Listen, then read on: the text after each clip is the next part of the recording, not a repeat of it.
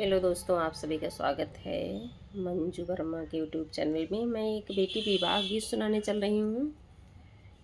धन्यवाद। आप लोग सुनना, लाइक शेयर सब्सक्राइब फुल वॉच करना। जय माता दी। मैं चिया ही बैठी है बेटी कमन देई, झाराई लंबी लंबी केस। मचिया ही बैठी है बेटी कमन देई, झाराई लंबी लंबी केस। ऐसन महलिया हम कैसे न छोड़बै, कैसे बीताइब दिन रात। ऐसन महलिया हम कैसे न छोड़बै, कैसे बीताइब दिन रात जी। घर में से बोलेली है बेटी की मैया, सुन बेटी अरज हमार। घर में से बोली है बेटी की मैया, सुन बेटी अरज हमार। सोने कै सुगनमा बेटी हम तो कड़ाई रखबाई, दिल से लगाई।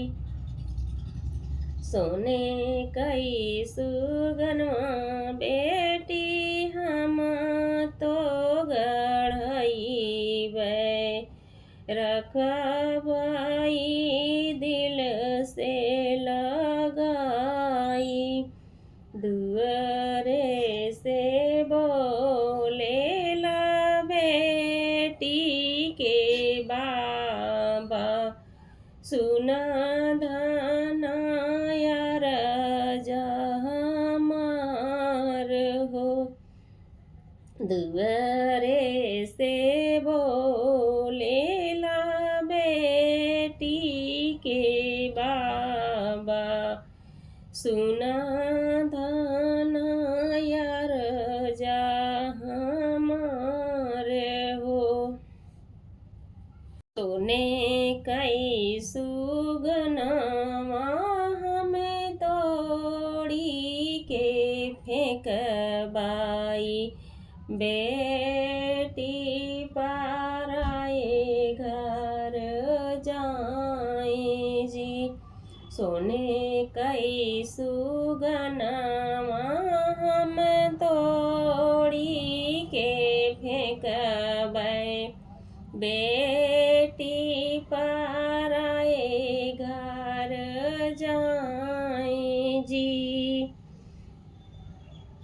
इतनी वचन सुनी बेटी सीता देई, सुना बाबा अरज हमार जी।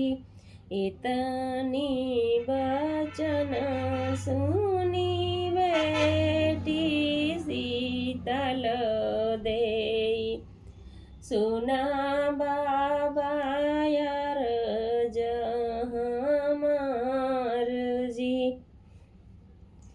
तोहरे बाटे बाबा 1,00,000 गैया, भैंसी तो बाटे 1,00,000 जी।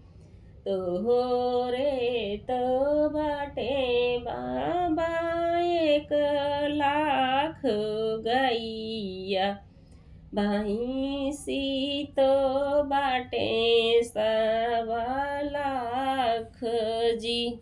इतना तो जियरा बाबा रोजनी माया, एक जियरा हमारा पार जी।